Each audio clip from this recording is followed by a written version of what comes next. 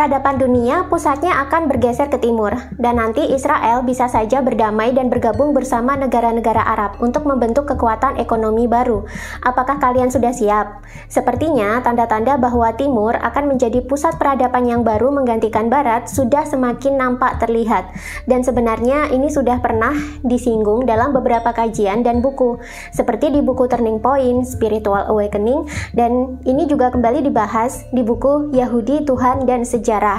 Oswald Sprengel, seorang filsuf Prusia pada abad ke-20, sudah lama meramalkan perpindahan pusat peradaban ini. Dalam pandangan Oswald Sprengel, tiap-tiap peradaban ditakdirkan untuk mati atau memiliki siklus kelahiran, puncak peradaban, lalu akhirnya runtuh menuju kematian. Oswald Sprengel mengibaratkan peradaban lahir pada musim semi, dewasa dan mengantongi banyak pencapaian fisik di musim panas, kemudian tumbuh hebat dalam area intelektualitas pada musim gugur, lalu menurun pada musim dingin dan mati. Dan sepertinya peradaban barat yang kita kagumi sebagai peradaban pemimpin dunia saat ini sudah pernah mencapai musim panas dan musim gugurnya, dan sekarang sedang menuju kepada musim dinginnya. Karena itu tidak heran kalau Presiden Jokowi dalam pidatonya saat Global Annual Meeting dari World Bank di Nusa Dua Bali menyatakan bahwa winter is coming.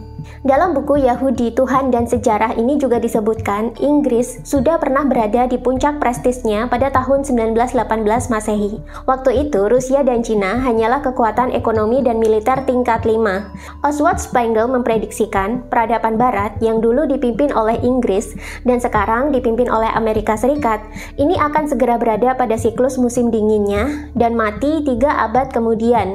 Itu artinya peradaban barat diprediksi akan tenggelam pada sekitar tahun 2200-an dan akan digantikan oleh bangsa Slavia atau Rusia atau bangsa Sino atau Cina yang saat ini bertumbuh menuju musim semi atau masa perkembangan. Ini adalah bangsa-bangsa yang mewakili wilayah timur bumi.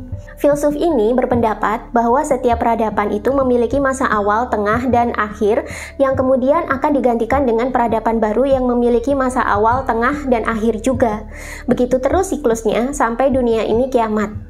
Nah, pemikiran serupa juga pernah dikemukakan oleh filsuf Jerman Georg Wilhelm Friedrich Hegel dan sejarawan Inggris Arnold Toynbee. Ketiganya yakin bahwa setiap peradaban selalu mengikuti pola yang bisa diprediksi. Mereka menganggap setiap peradaban itu mirip dengan makhluk hidup yang memiliki siklus lahir, anak-anak, remaja, dewasa, tua, lalu mati.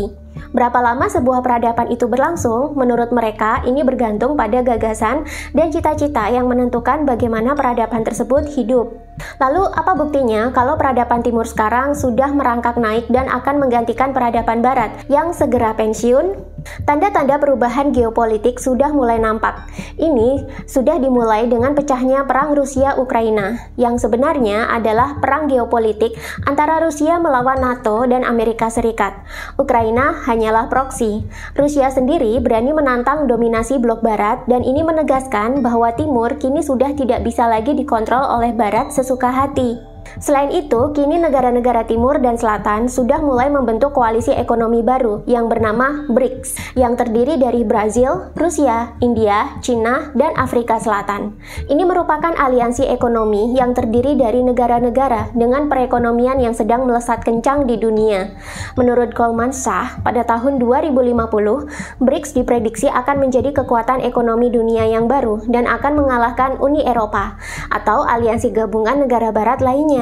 Pengaruh BRICS ini cukup kuat. Hingga kini sudah ada 19 negara yang berminat bergabung dalam BRICS. Di antaranya adalah Argentina, Uni Emirat Arab atau UEA, Aljazair, Mesir, Bahrain, dan Indonesia. Arab Saudi dan Iran sendiri sudah resmi mendaftar ke dalam BRICS. Jika semua negara-negara ini bergabung, maka BRICS akan nampak sebagai aliansi kekuatan ekonomi baru yang berisi mayoritas negara-negara dari timur.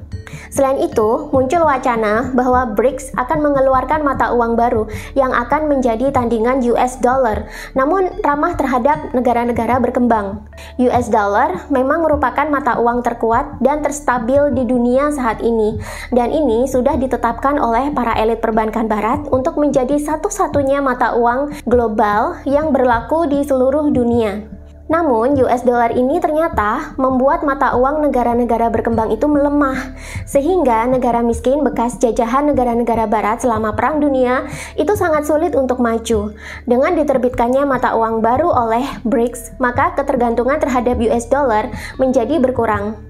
Selain itu, perang dagang antara Amerika Serikat dengan Cina masih berlangsung hingga kini, dan Cina digadang-gadang menjadi negara maju berikutnya yang bisa saja menjadi sebuah adidaya. Dan Cina ini terkenal dekat dengan Rusia, padahal hubungan Rusia sendiri dengan Amerika Serikat dan negara-negara barat itu kurang harmonis. Hubungan Amerika Serikat dengan Cina juga sempat kurang harmonis akibat perang dagang dan pandemi COVID-19. Dalam geopolitik dunia sendiri, Cina telah berhasil mendamaikan Arab Saudi dan Iran.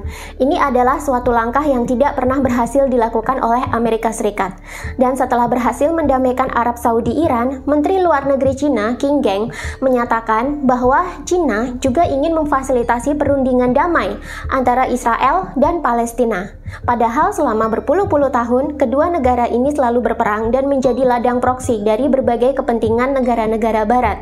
Apakah kalian sempat berpikir kalau konflik di Timur Tengah yang didominasi oleh perang Israel-Palestina itu sebenarnya adalah perang kepentingan antara negara-negara barat di baliknya? Bagaimana nasib negara-negara barat jika Israel dan Palestina ke depan itu berhasil berdamai?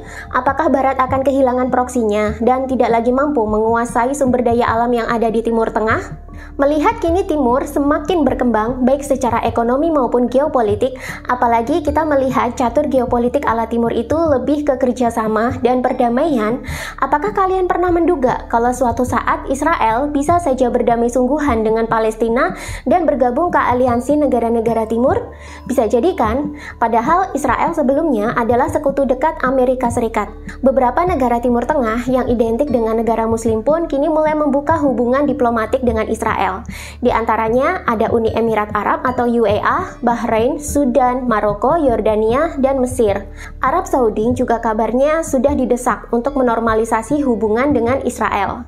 Jika hubungan Israel dengan negara-negara Arab semakin membaik, apakah Israel yang terkenal sebagai negara Yahudi itu akan semakin berjaya dibandingkan dengan negara-negara Muslim lainnya? Mengingat Israel atau bangsa Yahudi adalah bangsa yang banyak melahirkan ilmuwan dan tokoh-tokoh jenius sepanjang abad 20 hingga abad ke-21 ini. Jika Israel atau bangsa Yahudi itu bersatu dengan negara-negara Arab, akankah ini semakin memperkuat potensi Timur menjadi pusat peradaban yang berikutnya? Selengkapnya bisa kalian baca sendiri di buku Yahudi, Tuhan, dan Sejarah berikut ini. Check out bukunya di keranjang kuning di TikTok aku sekarang atau baca deskripsi di bawah video untuk mendapatkan buku ini.